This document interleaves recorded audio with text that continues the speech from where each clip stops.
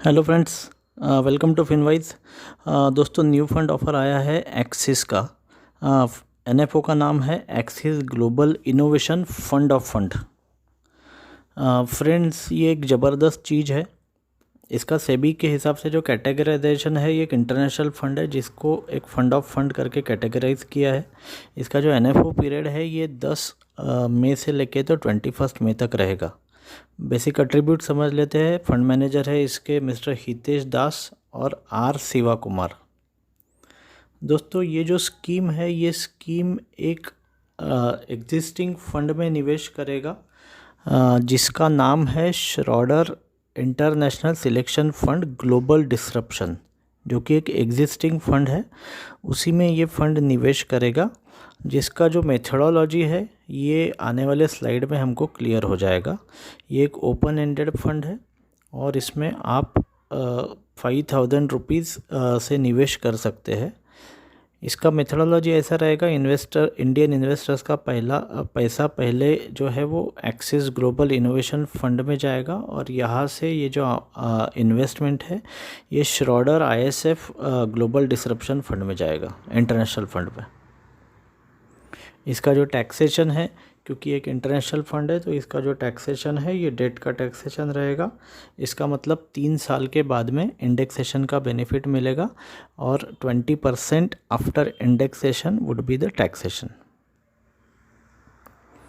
आइए दोस्तों, सबसे पहले समझते हैं इस फंड का कंसेप्ट क्या है, डिसरप्शन क्या चीज़ रहता है, हमको ये फंड हमारे पोर्टफोलियो में क्यों लेना चाहिए और इसमें क्या नई चीज़ है जो एग्जिस्टिंग फंड्स में नहीं है। दोस्तों, 1860 में एक बहुत बड़े इंडस्ट्रियलिस्ट हो गए जिन्होंने दुनिया की जिस हिसाब से ट्रांसपोर्टेशन होता है उसकी पूरी मेथड चेंज कर दी, जिसका नाम हमारे में से सभी ने सुना है, हेनरी फोर्ड। वो ज़माना ऐसा था कि उस ज़माने में लोग जो है वो मास पब्लिक ट्रांसपोर्ट का मीडियम नहीं रहा करता था। कार्स अफोर्डेबल कॉस्ट में अवेलेबल नहीं थी उस ज़माने में। उनका स्टेटमेंट है जो कि आप देख सकते हैं। उस ज़माने में अगर किसी को पूछते, अगर वो बोलते हैं कि अगर लोगों को पूछा जाता था कि आपको क्या चाहिए फास्टर कम्युनिकेशन के लिए या फास्टर ट्रांसपोर्टेशन के लिए, तो वो बोलते थे कि हमको जो अभी के जो घोड़े हैं उससे फास्ट चलने वाले घोड़े चाहिए। पर दोस्तों, हेनरी फोर्ड को ये लगा कि ये ट्रांसपोर्टेशन का जो तरीका है ये तरीका मेरे को बदलना चाहिए, मेरे को अफोर्डेबल ट्रांसपोर्टेशन मीडियम लाना चाहिए। तो he was first person to introduce the concept of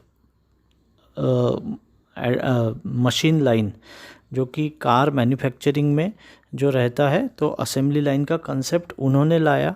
एक अफोर्डेबल मैन्युफैक्चरिंग चालू किया, जहाँ पे एक affordable manufacturing with higher wages देना पॉसिबल था। इससे एंटायर ऑटोमोबाइल इंडस्ट्री का जन्म हुआ और इन्होंने ट्रांसपोर्टेशन का तरीका बदल दिया। तो disruption is not growth, disruption is changing the way you operate. Disruption ये ग्रोथ से भी बहुत बड़ी चीज़ है। इससे 2000 के आसपास में एक डिसरप्शन आया था। इसमें फेसबुक ने वो तरीका चेंज कर दिया जिससे लोग आपस में इंटरैक्ट करते हैं। इंटरनेट ने लोगों का डेटा कम्युनिकेशन का तरीका चेंज कर दिया। तो इसी हिसाब से पर्सनल कंप्यूटर्स ने एक लैंडस्केप, एक चेंज लेके आया कि जिससे लोग कैलकुलेशन करने का तरीका चेंज कर दिया। 2010 में नए नए प्लेटफॉर्म्स आ गए, 2000 में सोशल मीडिया आ गया और अभी हम लोग देख सकते हैं कि अभी जो ज़माना है वो ज़माना अभी आईओटी का ज़माना है, internet of things, artificial intelligence. लोगों का जो सोशल फ्रेमवर्क की चेंज करने की ताकत रखता है। लोगों को एक असिस्टेड पार्टनर्स मिल जाएंगे। क्वांटम कंप्यूटिंग आ रहा है, रोबोटिक्स आ रहा है, ब्लॉकचेन टेक्नोलॉजी आ रहा है। दोस्तों, ये एक बहुत बड़ी चीज़ है blockchain will change the way money works. ये हो सकता है फाइनेंशियल वर्ल्ड का फ्यूचर ब्लॉकचेन है। हालांकि हमारे कंट्री में अभी ये नेसेंट स्टेज में भी नहीं है, क्योंकि जो हमारे जो रेगुलेटर्स है, आरबीआई है, इनको डाउट है कि शायद ये हमारे लिए यूज़फुल होगा या नहीं होगा। बट आप अगर वर्ल्ड वाइड देखो तो ब्लॉकचेन टेक्नोलॉजी में जो एडवांस कंट्रीज़ है वो हमारे से अभी कम से कम 7 साल आगे चल रही है। इसका बेनिफिट हम हमारे इंडिया की वो कंपनीज़ नहीं ले सकती, क्योंकि हमारे यहाँ ये टेक्नोलॉजी जो है इसको किसी तरीके से रोक के रखा है, पर बाहर के कंट्रीज़ में ये टेक्नोलॉजी काफ़ी बूम में है। तो इसका भी बेनिफिट हमको इस फंड के थ्रू हो सकता है। दोस्तों, अगर माइंडसेट की बात करूँ तो there are 3 kinds of mindset. One is a mindset that creates a change. तो ये एक डिसरप्शन नाम का माइंडसेट है, या डिसरप्शन माइंडसेट है, जिससे एक फिनोमिनल ग्रोथ हमको मिल सकता है। यही फिनोमिनल ग्रोथ जो कंपनीज दे सकती है, जो डिसरप्शन को आइदर जनरेट करती है या अनेबल करती है, उन कंपनीज का फंड जो रहेगा वो fund is a Schroder ISF global disruption fund.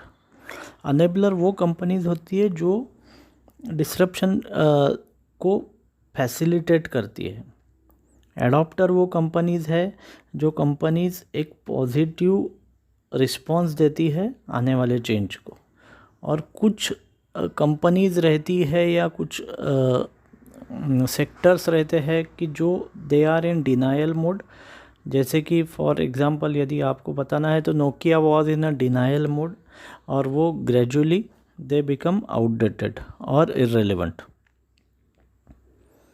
अभी एक एग्ज़ाम्पल के तौर पे समझ लेते हैं कि ये कंसेप्ट क्या है। जैसे कि अगर हम हेल्थ केयर फील्ड में देखते हैं तो आपने सुना होगा BioNTech नाम की जो कंपनी है, that company is a big disruptor. Disruptor is basically bringing the new areas, new things into actions. BioNTech एक जर्मन बायोटेक्नोलॉजी कंपनी है जो डेवलप करती है और इवन मैन्युफैक्चर करती है एक्टिव इम्यूनोथेरेपीज़।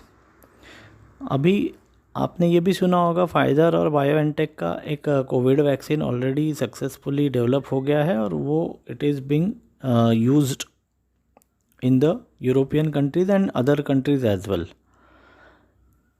दूसरी कंपनीज़ रहती है जो कि अनेबलर रहती है, जो फैसिलिटेट करती है चेंज को। For example Illumina incorporate. दोस्तों, ये कंपनी है जो कि एक बहुत टिपिकल फील्ड में काम करती है जो हम सोच भी नहीं सकते। They are into a large scale analysis of genetic variations. तो ये एक बहुत टिपिकल फील्ड है जिसमें they enable lot of research and they are leading developer manufacturer of life sciences and integrated systems for genetic variation, large scale analysis of genetic variation. तो ये जो Illumina है, इसका रिसर्च, इसका अंडरस्टैंडिंग जेनेटिक वेरिएशंस के लिए और molecule का अंडरस्टैंडिंग मिलके जो एक नया डिसरप्शन आया है, वो डिसरप्शन बहुत सारी कंपनीज़ ने एडॉप्ट किया है। जैसे फॉर एग्ज़ाम्पल हमारे में से सभी ने एस्ट्राजेनेका का नाम सुना होगा, क्योंकि AstraZeneca is a pharma major जिनका एक हिस्टोरिक कोलैबोरेशन हो गया था ऑक्सफोर्ड यूनिवर्सिटी के साथ में लास्ट ईयर, और उसके बाद में एस्ट्राजेनेका ऑक्सफोर्ड कोविड वैक्सीन जो है वो बहुत सारी कंट्रीज़ में यूज़ हो रहा है and they have been able to save lot of lives. तो ये 3 टाइप की कंपनीज बेसिकली रहती है, डिसरप्टर, अनेबलर और एडॉप्टर। और उसके सिवा डिनायर्स रहती है, they cannot embrace the change, they are doubtful about embracing the change and gradually they become a Kodak. तो ये जो disruption, enablers, disruptors and adopters, जो लोग चेंज को एडॉप्ट करते हैं, वो जो कंपनीज़ है, इन कंपनीज़ का ये फंड रहेगा। ISF एक सीरीज़ है इंटरनेशनल सिलेक्शन फंड की, श्रॉडर की, तो उनका existing already global disruption fund चल रहा है। वो फंड एक सक्सेसफुल तरीके से काम कर रहा है और ये मल्टीपल सेक्टर्स में काम कर रहा है। ये जो सेक्टर्स है जहाँ पे डिसरप्शन पॉसिबल है, जो फ्यूचर टेक्नोलॉजीज़ जहाँ पे पॉसिबल है, those sectors include fintech, environmental sector, communication, digitalization boom is going on, healthcare has assumed the center place, food and water, e-com, new consumers and automation। तो ये सारे sectors में वो सेक्टर स्पेसिफिक लीडर्स और innovators को identify करके इसमें investment लेता है। दोस्तों, ये वीडियो थोड़ा सा बड़ा हो सकता है क्योंकि क्वालिटी ऑफ कंटेंट के साथ में इतने अच्छे फंड के साथ को आपको बताते वक्त मैं कॉम्प्रोमाइज़ नहीं करना चाहूँगा। सो आई रिक्वेस्ट यू कि आप एंड तक देखिए, क्योंकि इस वीडियो में जो पैसे पानी की बात है, रिटर्न्स की बात है, ये मैं शुरू में नहीं कर रहा हूँ। मेरे लास्ट वीडियो में मैंने शुरू में बता दिया था कितने रिटर्न्स इस फंड ने जनरेट किए थे, पर ये जो फंड है इसके रिटर्न्स ऑलरेडी हमारे पास में है। ये फंड कितना रिटर्न दे चुका है, कितना देगा ये तो मैं बता नहीं सकता, पर कितना दे चुका है इसका डिटेल्स मैं आपको वीडियो के एंड में दूंगा। तब तक आप बने रहिए। Lot of new information is in waiting. तो इस टाइप के मल्टीपल सेक्टर्स में मल्टीपल अपॉर्चुनिटीज़ जो है ये फंड ढूंढेगा और उसके बाद में इस फंड में निवेश करके we would be in a position to get the exposure of the world's best companies। चलिए दोस्तों, चलते हैं और समझते हैं। सबसे पहले ये जो फंड है श्रॉडर ISF फंड है, इसका पोर्टफोलियो कैसे है, क्योंकि ये अमाउंट जो हम लोग इन्वेस्ट करेंगे सीधा इवेंचुअली श्रॉडर ISF फंड में ही जाएगा। ये जो स्लाइड मैंने डाउनलोड किया है ये सीधा मॉर्निंग स्टार UK के वेबसाइट से डाउनलोड किया है। इसमें जैसे कि आप देख सकते हैं, ये जो फंड है इसका अराउंड 57% एक्सपोजर US में है, बाकी जो है वो नॉन US कंट्रीज़ में है, जिसमें एशिया, डेवलप्ड एशिया, जिसमें जापान है, हो सकता है, या ऑस्ट्रेलिया हो सकता है। अराउंड 11% के आसपास का एक्सपोजर है। जापान में 6.5% का है। Japan has a separate investment. फिर एशिया इमर्जिंग मार्केट्स में अराउंड 7% का एक्सपोजर है, यूरोजोन में 7.8% का एक्सपोजर है। और ये जो फंड है इसका अलग अलग सेक्टर्स में जो एक्सपोजर है वो टॉप 5 सेक्टर्स में टेक्नोलॉजी है 38%, कम्युनिकेशन सर्विसेज है, इंडस्ट्रियल्स है, कंज्यूमर डिस्क्रिशनरी में है और हेल्थ केयर में। ऐसे अलग अलग सेक्टर्स में ये जो फंड है इसने निवेश किया हुआ है। तो एक well diversified fund of very innovative companies ये बन जाएगा, हमारे पोर्टफोलियो में रहेगा और it will be worth to hold such companies. हालांकि ये NFO है, पर हमारे पास में पोर्टफोलियो ऑलरेडी रेडी है। इसके टॉप होल्डिंग में बता दूँ, अल्फ़ाबेट इनकॉर्पोरेट है, गूगल अल्फ़ाबेट के नाम से ऑपरेट करता है, माइक्रोसॉफ्ट है, अमेज़ॉन है। Amazon is proving to be a big disruptor, जो कि अभी सप्लाई चेन लीडर तो बन गया है और मल्टीपल फील्ड्स में ऑलरेडी उनका प्रेजेंस है। फिर TSMC ये एक कंपनी है जो सेमीकंडक्टर मैन्युफैक्चरिंग में लीडर है और अभी ये जो टेक्नोलॉजी डिसरप्शन के साथ में ये कंपनी बहुत सारा बिजनेस कमांड करेगी, ये श्योर है। एप्पल है, वीसा है, ब्लैक रॉक इनकॉर्पोरेट है जो कि वर्ल्ड का सबसे बड़ा असेट मैनेजर है, बुकिंग्स है, टेक्सास है और ASML है। ऐसे बहुत सारी लीडर्स का, इनोवेशन लीडर्स का एक्सपोजर हमारे को ये फंड के थ्रू लेने को मिलेगा और एक स्टेबल पोर्टफोलियो जनरेट करने के लिए इससे हेल्प मिलेगा। दोस्तों, इंटरनेशनल फंड्स में हमको निवेश करने के 3 रीज़न्स रहते हैं। First reason is exposure to the growth opportunities that are not available to us, reduce the geographical risk और ओवरऑल इन्वेस्टमेंट रिस्क और get the better risk adjusted returns.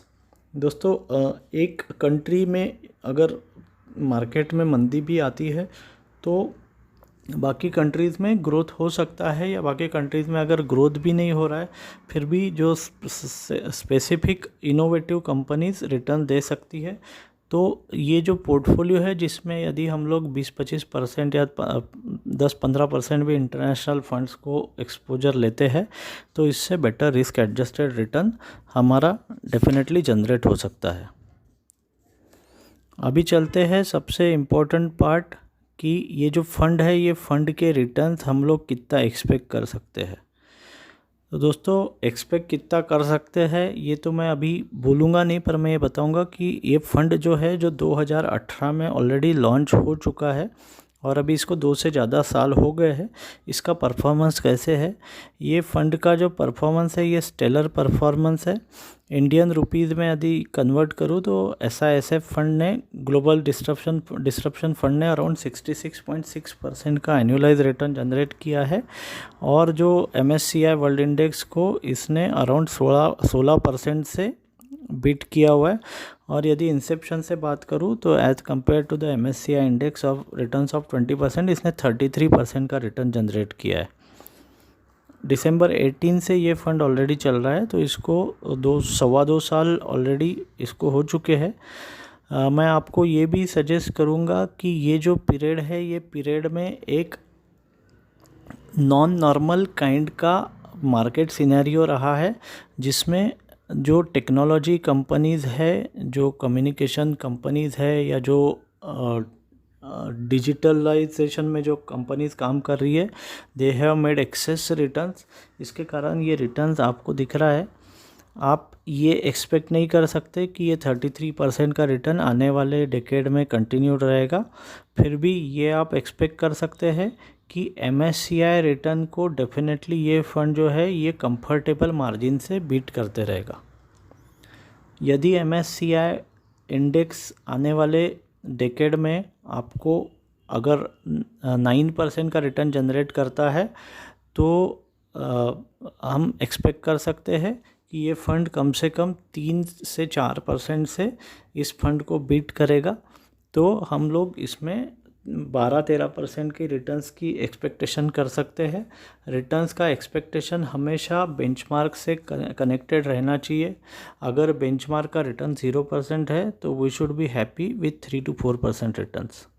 अभी इस फंड में किसने एक्सपोजर लेना नहीं चाहिए मैं सबसे पहले बता देता हूँ फ्रेंड्स, क्योंकि ये इंटरनेशनल फ़ंड है। सबसे पहले तो हमको डेट फंड पोर्टफोलियो में लेना चाहिए, उसके बाद में इंडियन फंड्स लेने चाहिए जिसमें पहले लार्ज कैप आएगा फिर मिड कैप आएगा और स्मॉल कैप में आप SIP के थ्रू शुरू में निवेश करिए। अगर आपने सफिशिएंट क्वांटिटी में डोमेस्टिक फ़ंड अपने पोर्टफोलियो में एक्सपोजर ले लिया है तो उसके बाद में आप इंटरनेशनल फ़ंड्स का सोच सकते हैं, या अगर आप बड़ा अमाउंट इन्वेस्ट करना सोच रहे हैं फर्स्ट टाइम तो आपको ये फ़ंड में अपने पोर्टफोलियो के 10% तक आप एक्सपोजर इसमें ले सकते हैं। न्यू इन्वेस्टर्स को फिर भी इसमें अगर इन्वेस्टमेंट लेना है तो मैं सजेस्ट करूँगा SIP route would be a better route to take the exposure. और यदि आपका निवेश का जो अवधि है वो हॉरिजॉन अगर 5 साल से कम है तो आप इस फंड में निवेश मत करिए, क्योंकि at the end of the day ये एक इक्विटी फंड है और ग्लोबल मार्केट में इक्विटी फंड में सब तरफ अनसर्टनिटी रहती है। अगर ग्लोबल मार्केट्स में कुछ हो जाता है तो ये फंड भी उससे अछूता नहीं रहेगा और इसमें भी आपको लेस दैन एक्सपेक्टेड रिटर्न दिख सकते हैं। तो दोस्तों ये फ़ंड की जो इम्पोर्टेंस है वो मैं समझता हूँ, मैंने आपके साथ शेयर किया हुआ है और आप अपना पोर्टफोलियो देख के ज़रूर डिसीजन ले सकते हैं। बट मैं यही बताना चाहूँगा कि यदि मेरे को निवेश करना है तो डेफिनेटली मैं अपना इन्वेस्टमेंट ये फ़ंड में ज़रूर लेना चाहूँगा। ये जो वीडियो है ये कोई पर्सनलाइज एडवाइस नहीं है। मैं सजेस्ट करूँगा कि आप आपके एडवाइज़र के साथ बैठ के अपना पोर्टफोलियो देख के इन्वेस्टमेंट का डिसीजन लीजिए। If you want my team to support you so you can contact me. दोस्तों थैंक्स फॉर सिलेक्टिंग फिनवाइज। और यदि अच्छी चीज़ों से आपका मन नहीं भरता और हटके चीज़ें आपको चाहिए तो आप सही चैनल पे आए हो। और मैं आपको सजेस्ट करूँगा यदि आपने इस चैनल को सब्सक्राइब नहीं किया है तो ज़रूर इसको सब्सक्राइब करिए। Thanks a lot. Thanks for choosing फिनवाइज।